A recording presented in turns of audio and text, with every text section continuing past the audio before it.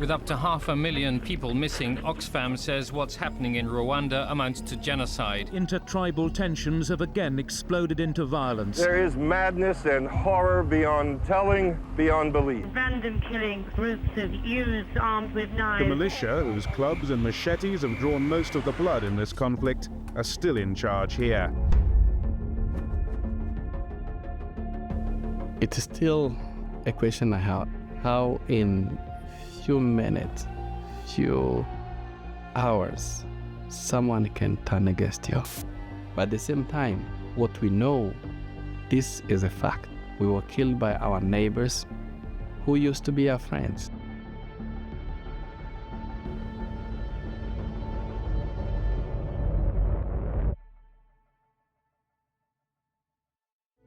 I lost my parents. I lost my 4 sisters and 80 members of my family. These are my uncles, my cousins, my aunties. Only my sister and I survived genocide against Tutsi, and 60 children were at home.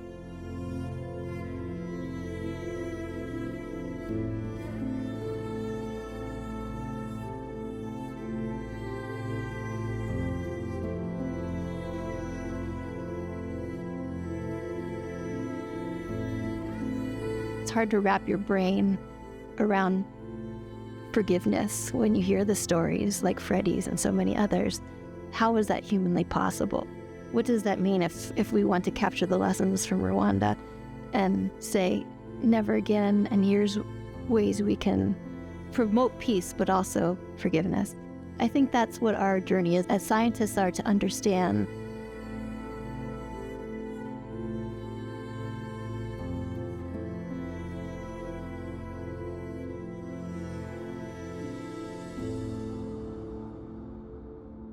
on the 13th of April. This was the last time I shared a meal with my mother. She was completely different. And she looked at my eyes and she said, if you survive, be a man. The next day, on 14th of April, my parents, they were taken away and they killed them with the clubs and the machetes. My sisters were killed, and they threw them in the very long septic tank, alive.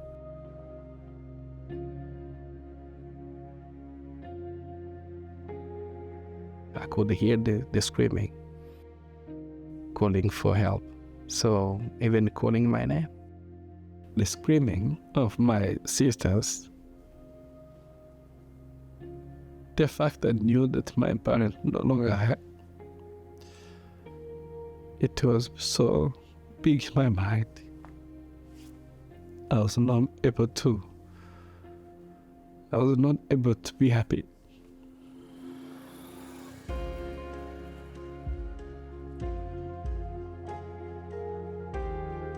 Because I was thinking, why should I live without my family?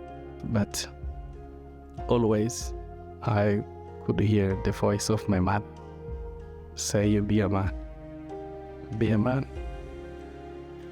And this is actually what made me to strive for life and keep going on.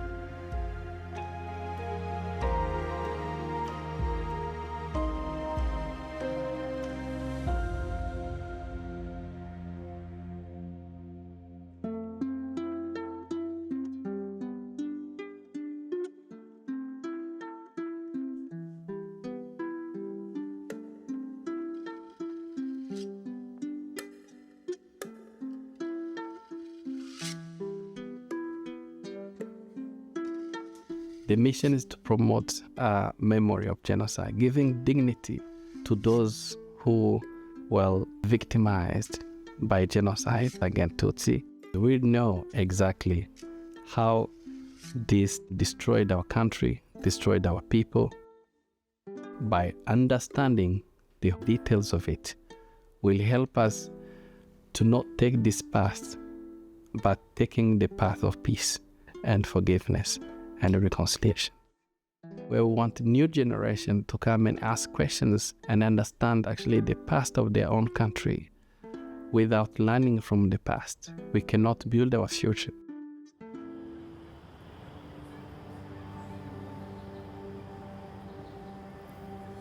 There's no way you can teach forgiveness. You only experience it. The only way to get people to embrace the path to forgiveness is to put them into that experience.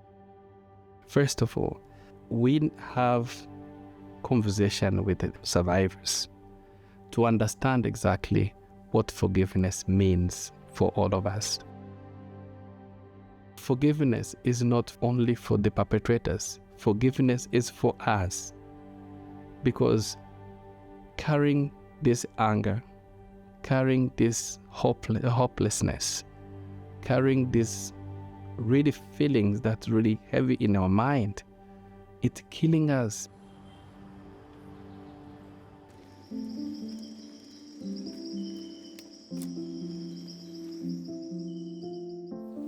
Reconciliation villages, these are where perpetrators and survivors decide to come and form a village together, as they used to live side by side. The symbolism of it is the fact that if we can share water, we can share life. These are heroes. These are people who went beyond the theory of reconciliation, the theory of forgiveness, and they put it into practice. To the survivors among us, we asked you to do the impossible by carrying the burden of reconciliation on your shoulders, and you continue to do the impossible every single day, and we thank you.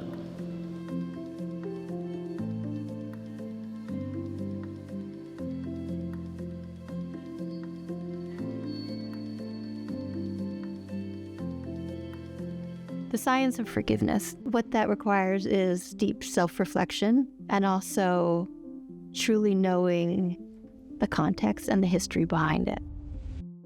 Currently, we're working on their theory of change. What is the story of development that happens within an individual or a community or a nation? And then how will they measure that change in ways that are statistically sound?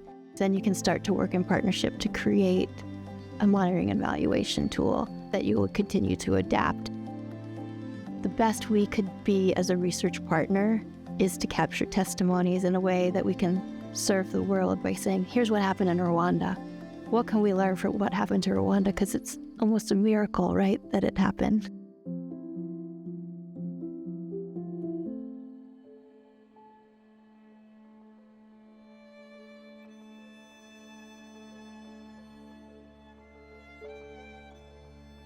The Soko Peace Institute, this is designed to be a global peace institute, to take the experience we got from Rwanda and from 7 other nations in Africa to the world. We will be talking more about other conflict, like the conflict in Ukraine, in Russia, and in Yemen.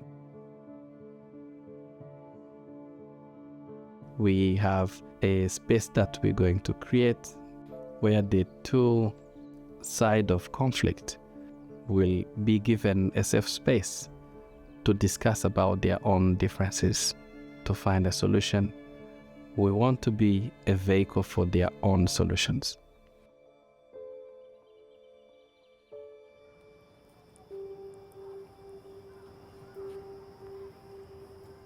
Even talking about forgiveness, it took me 17 years. That shows how forgiveness is a journey. You see, actually, on this picture, we have my father and my mother, and I tried to follow their steps to raise you. I remember that your mom was a master too. Having my children and the desire to have a nation of peace, a place where my children will live, it gives me strength to say the only way is to make a peace with my perpetrators. It doesn't happen yet, but in my heart, I have the benefit as much I can from forgiveness, because I don't hate him. I don't wish him any bad to him. The only words to say I forgive you is actually what's remaining. The most important things is not the amount of time you get to achieve the forgiveness. What is very, very important is to start the journey. When I go to Rwanda, when I hear the testimonies, I believe that reconciliation has happened and forgiveness has happened, like honestly and deeply between people. There's something about Rwandans that has to be captured and captured well, because I do think that they have lessons to share the world that could potentially save us from this continuing to happen. We need to keep the light burning, and burning forever. It was a dream to see that forgiveness can even happening in my country, but it is happening today. This gives me hope that this will continue. If it's possible in Rwanda, it's possible everywhere in the world.